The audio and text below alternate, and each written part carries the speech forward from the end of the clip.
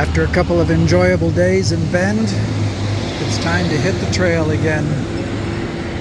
We're going to be picked up by someone who was part of our daughter's trail family when they did the hike 7 years ago, Peanut.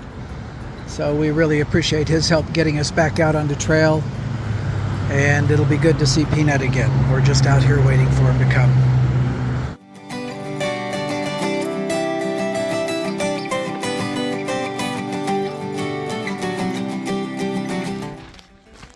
We're back to the Elk Lake trailhead. It's got about 1.2 miles to go to get back up to the PCT, and then we'll continue heading north.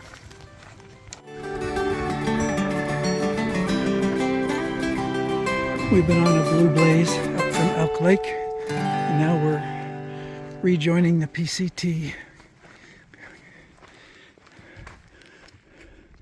Down that way is south, but we're headed north. I think we go that way, right? Yeah. This looks like videos I've seen of the surface of Mars. Until you raise your eyes just a little bit and you can see the greenery.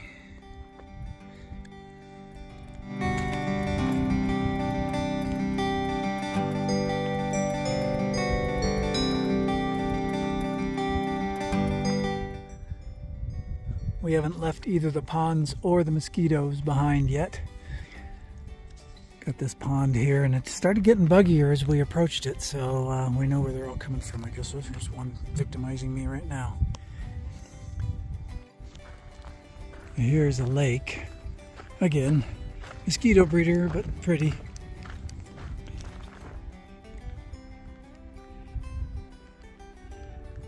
Go get them, dragonflies.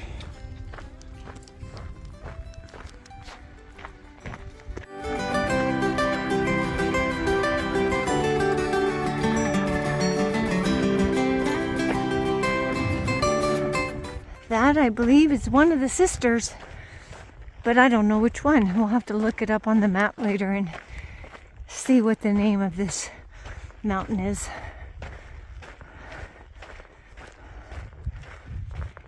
Okay, so we think that mountain is South Sisters. I noticed that red lava rock on it. You know, sometimes we find ourselves hiking through that stuff. It's kind of hard to hike through. And there's its source up there.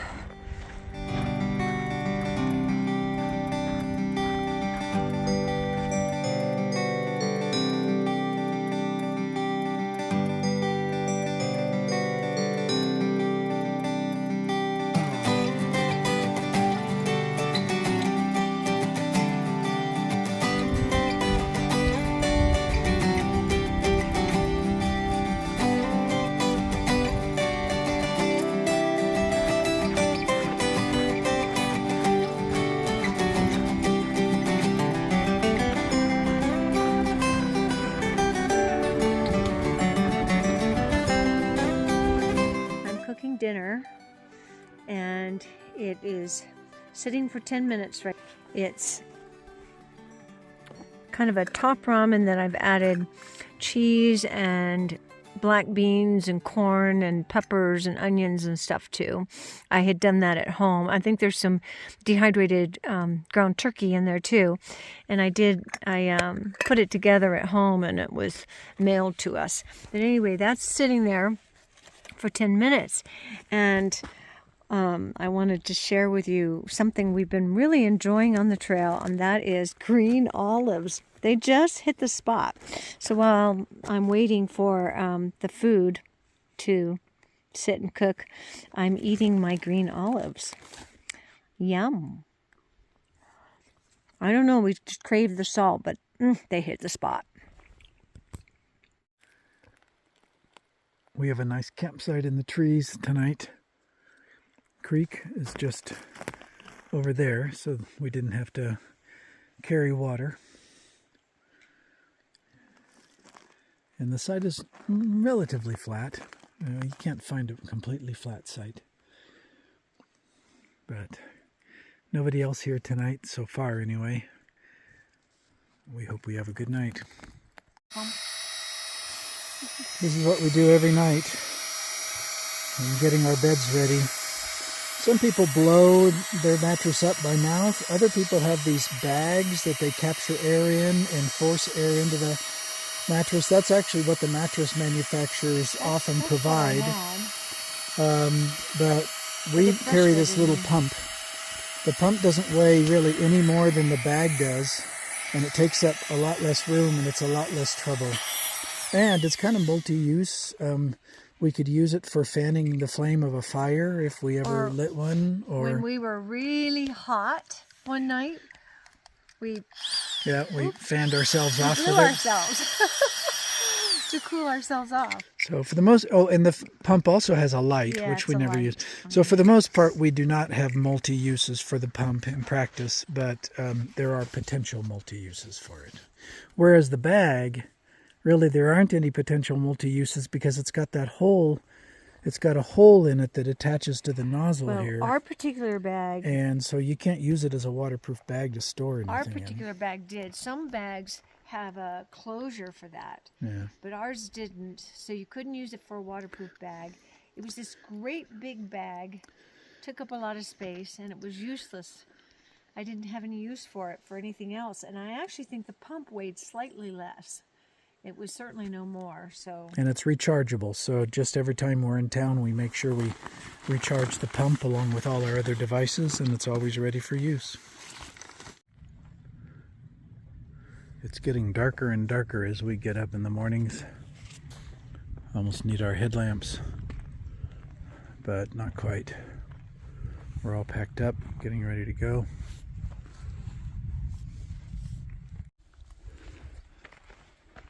We started out in green forest this morning. Now we're in a burned section.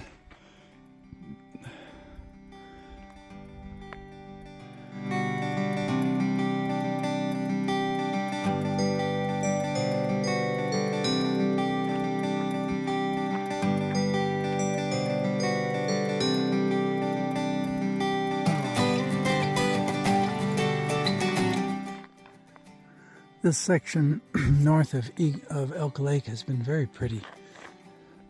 A lot of meadows interspersed with forest. Got the lupin blooming. It's been a very pretty section.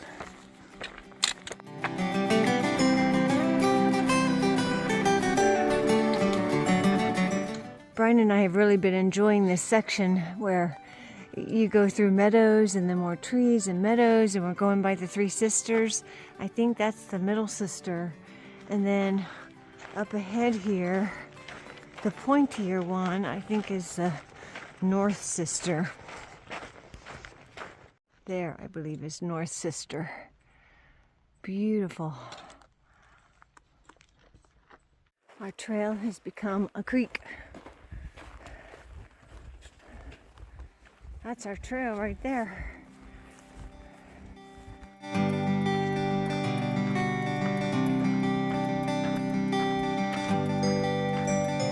We have been following some horses poop along the trail, and here is the source. It looks like there's 3 horses over there. What a beautiful ride they have had through here.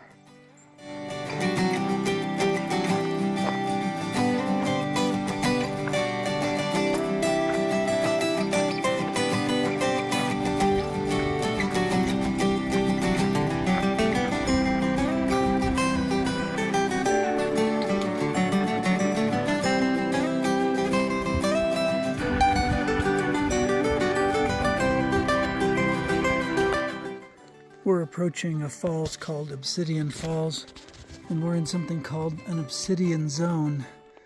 And I think this whole rock is obsidian. We can see it glinting. I don't know if it'll pick up on the camera or not, but we can see it shining. So we expect to see a lot more obsidian. This is Obsidian Falls.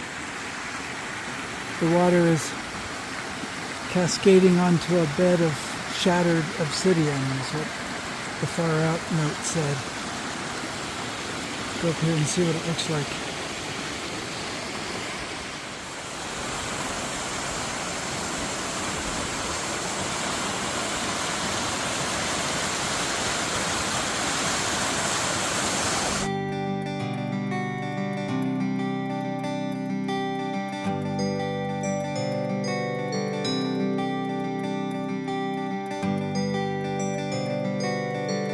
The obsidian on the ground just looks like a bunch of broken Coke bottles or something. Looks like someone's been out here having a party, but I guess it's natural. It's supposed to be that way.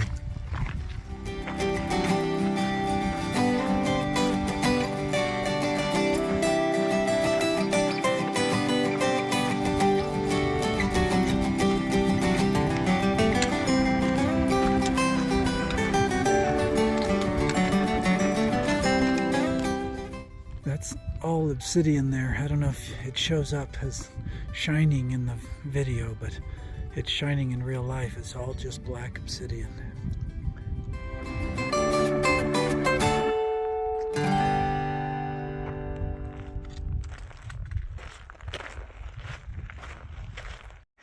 This section between Elk Lake and the Big Lake Youth Camp or Santiam Pass is blowing us away. We did not expect it to be this pretty.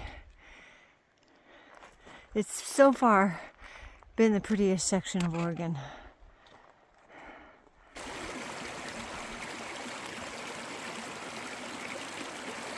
Is this proof on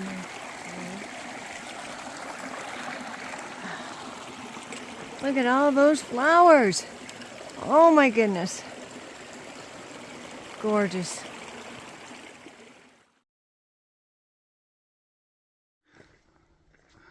We're looking at another big wall of lava rock, similar to what we saw down there approaching Burney Falls State Park in Northern California.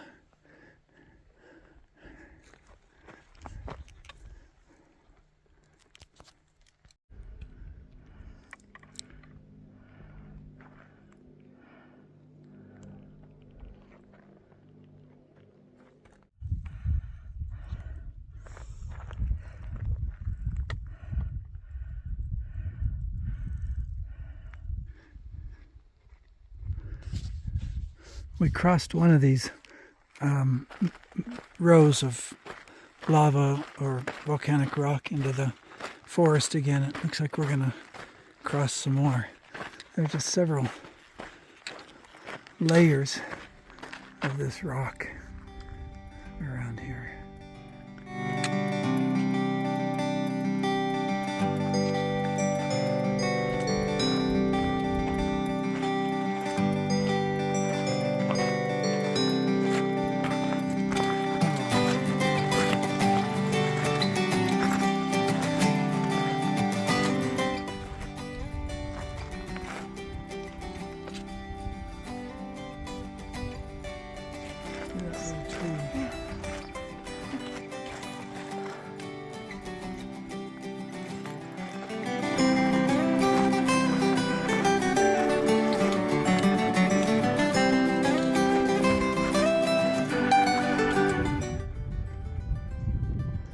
Look at all these skeletons of trees in that lava. They're live trees too, though. I don't know how they managed to even grow in this stuff. Get up here a little farther, you can see where our trail goes.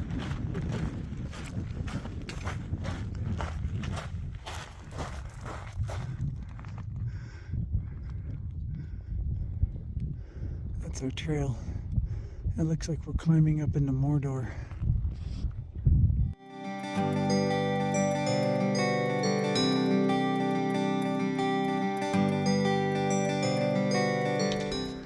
We've been working our way up through this stuff, and this is a real grind. This stuff's very hard to walk on. Shifts under your feet and trip over it. Just switchback after switchback. This has been quite the climb up through this lava flow. We ran into a volcanologist down there, and he told us that the side here, it's real smooth. He said that there had been that was signs that there was a glacier here when the lava flowed and melted it, caused that etching on the rock on the side over there. But it's been steep and very rough lava rock that we're walking through. Got a little bit more to go. I'm afraid this video doesn't show how steep it is. You can hardly see the path through there, but it zigzags up there and goes way down over the side there. Very steep. But we've done it. Okay, this is what we climbed up to.